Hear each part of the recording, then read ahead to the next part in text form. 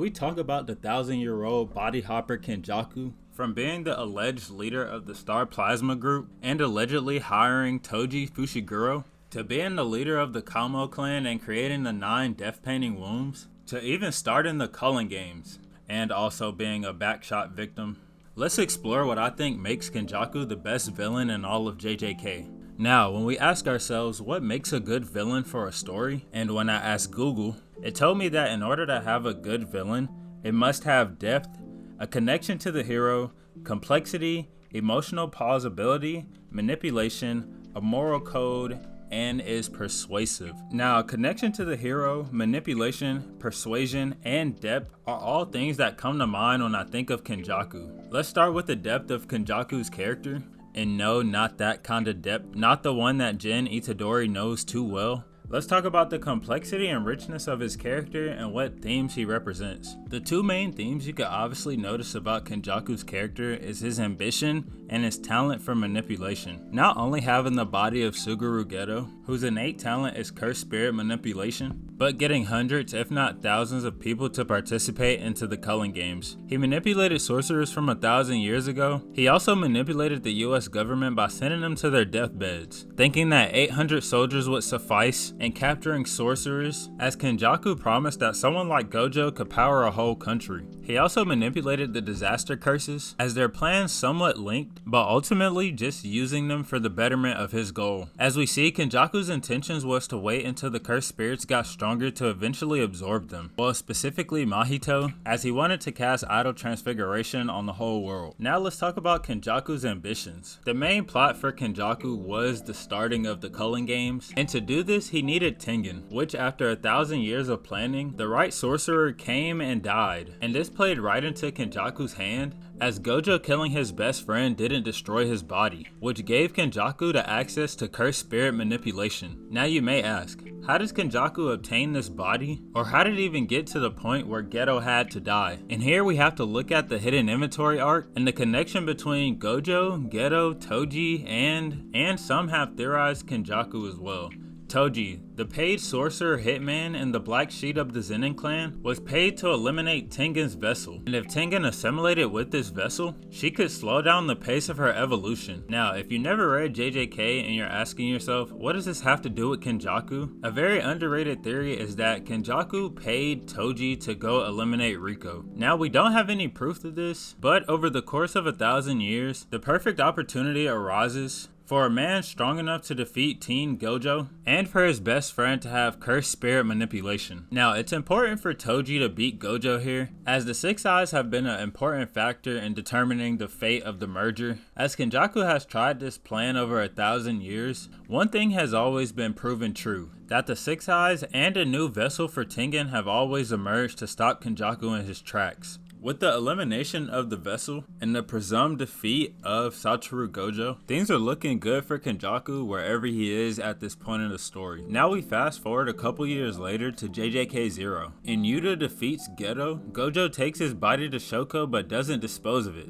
And this allowed for Kenjaku to steal the body of Geto, obtain cursed spirit manipulation, and with the death of Riko Amanai, Tengen's evolution continued. And over the past 10 years, she has become more of a cursed spirit than a human, which makes her susceptible for cursed spirit manipulation. With the vessel for Tengen out the way, the next obstacle is the Six Eyes. And at the moment, there's only one thing to counter Gojo, and that's the prison realm. The prison realm allows for the capture of somebody within a 4-meter radius. The requirement for that is 1 minute of time spent in that 4-meter radius. And you would think, how are they supposed to keep Gojo in a 4-meter radius for 1 minute? But there's a binding vow on the prison realm, and instead of 1 full minute of real time, 1 minute only has to flow through their mind. And in Gojo's case with having the Six Eyes, his brain processes information a lot faster. So what was only a few seconds in real life, years of memories with Geto's body, flooded Gojo's mind as he thought he killed Geto. But before him, Kenjaku stands, and with that the prison realm opened and captured Gojo, sealing him and eliminating him from the equation. Now, unless this is just some kind of fluke or all the cards just played right into Kenjaku's hands, but I'm going to logically deduce That one, a random person or a random sorcerer just couldn't have access to Geto's body, and this would make me think that someone of higher status would be able to obtain the body, and that someone might just be Kenjaku pulling the strings from behind. Now, with allegedly pulling the strings behind Riko's assassination and manipulating the disaster curses, and also gathering binding vows from hundreds of sorcerers across the ages, I think it's said that Kenjaku overdoes the manipulation portion of what it means to be a great villain. Alright, next let's talk about our connection to the MC Yuji Itadori. Now we know that Kenjaku has played a massive part in the history of JJK, and this is being dubbed the most wicked sorcerer in history, taking over the original Noritoshi Kamo's body and creating the 9 death painting wombs. By impregnating a woman whose womb was special enough to house a cursed spirit, Kenjaku forced that woman to abort 9 fetuses, and one of them being Choso. Choso later received a vessel to participate in the Shibuya incident, helping capturing Gojo, and participating in a high-diff fight against Yuji Itadori. Now during this fight, Choso did end up getting the better of Yuji. With Yuji on the verge of death, Choso gets a premonition of his brothers going through a transformation. With death being the biggest transformation of them all, Choso is then confused, because why is he getting the same feeling that he got when Echo and Ketchizu died? Eso, not Echo, my bad. And here we get what we think would be something that Choso just made up in his mind, that being a picnic of all his brothers chilling together. This sends Choso into a panic attack, as he's instantly filled with regret about what he was about to do to his own sibling. Now at the time we didn't know this, as Yuji has done something similar to this before, with Todo having his schizophrenic moment. Fast forward to after Shibuya, and Choso asks Yuji a very important question. Was Yuji's father the one with stitches on his forehead? Yuji does not know, as both of his parents were dead and he was basically raised by his grandpa. And this is when we put into question, is Kenjaku Yuji's parent? No way, right? The villain who's been orchestrating the whole series is the parent of the main character. And shortly right after Yuta kills Yuji, we get our answer. In Yuji's death, a memory plays of him as a kid, and it is his father holding him as he talks to his grandpa. Now, as we already seen the granddad, and we know his granddad never had stitches, seeing his father and his father also doesn't have stitches, this only begs to question as to where is Yuji's mom. And right as that question leaves my mouth, a woman known as Kaori Itadori appears in front of us, and she has Kenjaku's trademark stitches on her forehead. With us finding that out,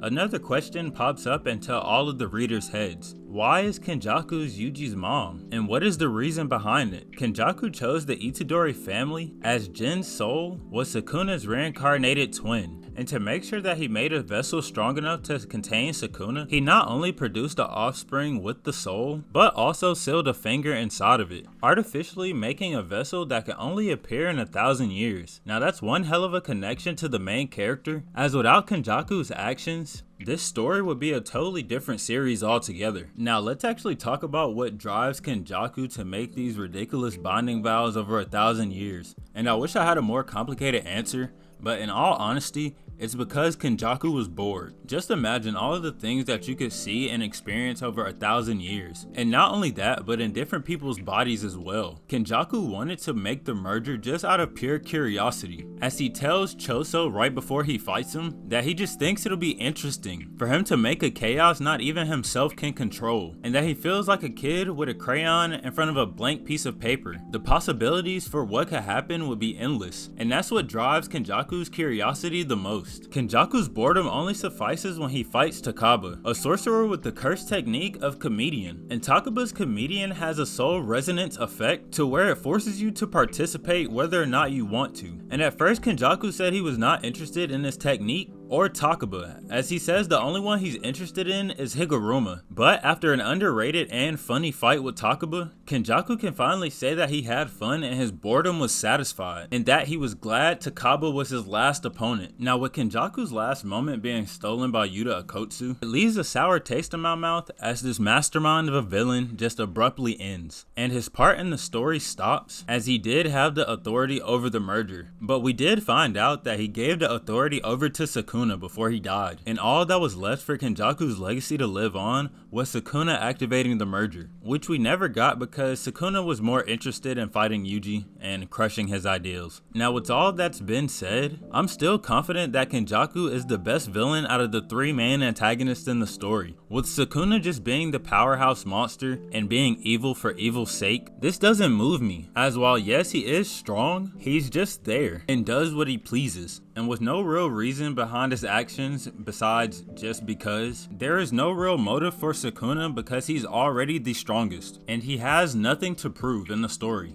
Now the other antagonist is Mahito, and Mahito was the perfect foil for Yuji Itadori. And with what he did in the story to make Yuji understand that this will be no walk in the park, and that your resolve has to have a steel base or you're going to run into somebody like him who will cause agony and pain to every human because that is just his instinct. Now this agony is pretty much different from what the agony Sukuna has caused him, as Sukuna is just evil and will just make Yuji suffer with no personal attachment to it. But we know out of the gate that Mahito has been the source of all of Yuji's agony, from killing Junpei and even watching Nanami die right in front of his face, eventually mocking Junpei's death and effectively taking Nobara out of the game. Mahito has found intense joy in specifically watching Yuji suffer, and that is Mahito's motive, which is something that Sukuna didn't have. Now with Kenjaku orchestrating the whole show, this feat obviously trumps the torture of the main character, as every action in the story has been influenced by Kenjaku by one part or another, and that is why Kenjaku is undoubtedly the best villain in JJK. Now if you enjoyed this video and you made it all the way here, please hit the like button, comment, and subscribe. If you did make it all the way here, thank you so much. I really appreciate it. And we're so close to hitting 500 subs. Thank you all for you guys' time. It has been Otaku Talks.